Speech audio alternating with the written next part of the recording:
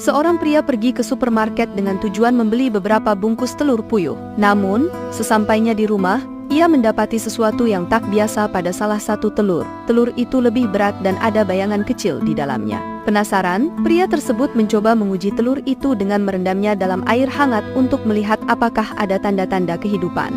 Setelah beberapa menit, telur itu bergerak sedikit, menunjukkan adanya kehidupan di dalamnya. Dengan penuh antusias, pria tersebut memutuskan untuk menetaskan telur itu dengan menggunakan inkubator buatan sendiri. Ia mendengarkan detak jantung kecil dari telur tersebut hingga suatu saat, telur itu mulai menetas. Pria itu tidak memiliki harapan apa-apa, tetapi ketika anak burung puyuh kecil itu menunjukkan kakinya, pria itu tak bisa menahan senyumannya.